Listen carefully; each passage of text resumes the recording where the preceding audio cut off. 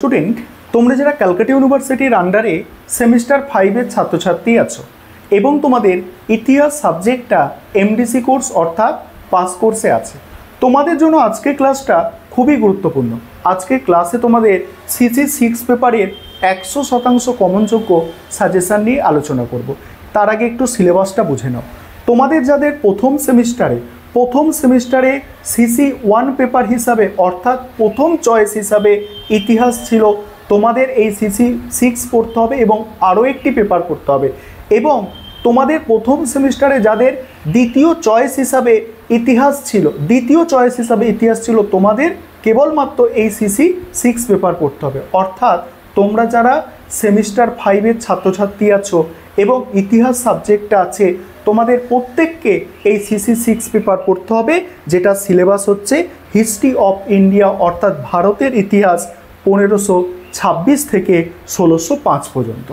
এবার আমি স্ক্রিন রেকর্ডের মাধ্যমে সম্পূর্ণ সাজেশান আলোচনা করছি, তোমরা দেখে নাও। আর তোমরা যারা ইংলিশ ভার্সানের স্টুডেন্ট আছো, তোমরাও আজকে ক্লাসটা দেখো, কারণ সাজেশানটা তোমরা ইংলিশেও পেয়ে যাবে। আর তোমাদের ইতিহাসের সিসি পেপারের কোয়েশ্চেন প্যাটার্ন তোমরা জানো, 3 ধরনের প্রশ্ন তোমাদের হয়। 5 নম্বরের প্রশ্ন 3টে অ্যান্সার করতে হয়, 10 নম্বরের প্রশ্ন 2টো এবং 20 নম্বরের প্রশ্ন 2টো অ্যান্সার করতে হয়। এবারে তোমরা সম্পূর্ণ সাজেশানটা দেখে নাও। এবারে তোমরা সিসি 6 পেপারের সম্পূর্ণ সাজেশান দেখো। তোমাদের এটা হিস্ট্রি অফ ইন্ডিয়া অর্থাৎ ভারতের ইতিহাসের ওপর আছে 1526 থেকে 1605 খ্রিস্টাব্দ পর্যন্ত। তোমাদের 10 নম্বর এবং 20 নম্বরের জন্য যে প্রশ্নগুলো তৈরি করতে হবে প্রথমে দেখে নাও। 1 নম্বর প্রশ্ন 1526 খ্রিস্টাব্দ থেকে 1556 খ্রিস্টাব্দ পর্যন্ত মুঘল আফগান দ্বন্দ্বের একটি সংক্ষিপ্ত বিবরণ দাও। পরের প্রশ্ন শের শাহের প্রশাসনিক সংস্কারগুলি মূল্যায়ন করো। নেক্সট আছে আকবরের রাজপুত নীতি সংক্ষেপে বিশ্লেষণ করো। তারপরে মুঘল যুগে কৃষি উৎপাদন ও কৃষি প্রযুক্তির ব্যবহার আলোকপাত করো। নেক্সট আছে আকবরের ধর্মনীতি কিভাবে মুঘল রাষ্ট্রকে শক্তিশালী করেছিল। পরের প্রশ্ন মুঘল যুগে অন্তর্দেশীয় বাণিজ্যের উত্থানের কারণগুলি বিশ্লেষণ করো। নেক্সট বাবরের ভারত আগমনের তাৎপর্য নিরূপণ করো। নেক্সট আছে দেখো আকবর প্রবর্তিত ভূমি রাজস্ব নীতি সংক্ষেপে বিশ্লেষণ করো। পরের প্রশ্ন হচ্ছে রক্ষণশীল উলেমাদের সঙ্গে আকবরের বিরোধের কারণগুলি আলোচনা করো। তারপরের প্রশ্ন মনসবদারি ব্যবস্থার মূল বৈশিষ্ট্যগুলি বিশ্লেষণ করো। নেক্সট আছে মুঘল অভিজাতদের সঙ্গে আকবরের সম্পর্ক বিশ্লেষণ করো। পরের প্রশ্ন মুঘল ভারতে জমিদারদের প্রকৃতি ও চরিত্র নির্ণয় করো। নেক্সট ঐতিহাসিক হিসাবে আবুল ফজলের অবদান আলোচনা করো। নেক্সট মুঘল রাষ্ট্রের প্রকৃতি সম্পর্কে আলিগড় ঐতিহাসিকদের মূল বক্তব্য কী। নেক্সট আছে দেখো মুঘল সাম্রাজ্যের আঞ্চলিক সম্প্রসারণে আকবরের ভূমিকা। আর মুঘল যুগে কৃষকদের শ্রেণীগত বিভিন্নতা আলোচনা করো। এবারে এক্সট্রা কিছু প্রশ্ন দেয়া আছে এখানে, তোমাদের যাদের একটু বেশি পড়তে পারবে বলে মনে হচ্ছে এই 17 নম্বর প্রশ্ন থেকে তোমরা 25 নম্বর প্রশ্ন দেখতে পারো। এগুলো এক্সট্রা দেওয়া আছে, ঠিক আছে? এগুলো সবার জন্য নয়, যারা একটু তোমরা পড়তে বেশি ভালোবাসো তোমাদের জন্য। এবার 5 নম্বরের প্রশ্ন দেখে নাও। তবে তার আগে যে বিষয়টা তোমাদের বলার আছে, তোমাদের জন্য অনলাইন কোচিং ক্লাস শুরু হয়ে গিয়েছে। তোমরা যারা পেইড ব্যাচে অ্যাডমিশন নিতে চাইছো বা স্টাডি মেটেরিয়াল পারচেস করতে চাইছো, নিচের দেয়া নম্বরে যোগাযোগ করতে পারো।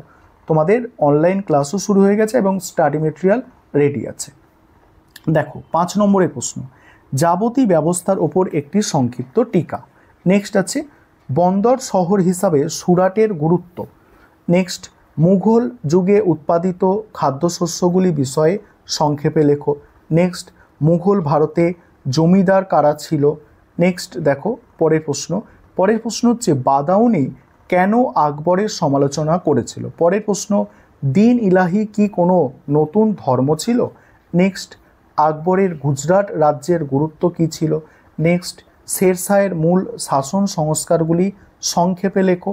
নেক্সট মুঘল যুগে জলসেচ প্রযুক্তির ওপর সংক্ষিপ্ত টিকা। নেক্সট মুঘল রাষ্ট্রে মাদাম ই মাস অনুদান এর অর্থ। পরের প্রশ্ন প্রথম পানিপথের যুদ্ধ ও খানুয়ার যুদ্ধের গুরুত্বের পার্থক্য নিরূপণ করো। কাবুলিয়ত ও পাট্টা বলতে কি বোঝো? পরের প্রশ্ন, আকবরের সুলই কুলের নীতির তাৎপর্য কী ছিল? পরের প্রশ্ন, মনসবদার ও জায়গিরদার শব্দ দুটি কি সমর্থক ছিল? পরের প্রশ্ন আছে, মনসবদারদের জাট ও সাওয়ার পদের মধ্যে পার্থক্য। হুন্ডি ব্যবস্থা কিভাবে মুঘল অন্তর্দেশীয় বাণিজ্য নিয়ন্ত্রণ করত?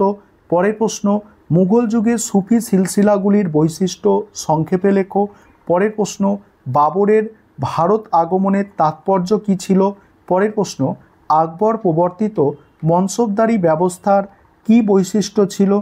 পরের প্রশ্ন, খুদকস্ত ও পাইকস্ত রাওয়াত বলতে কি বোঝো?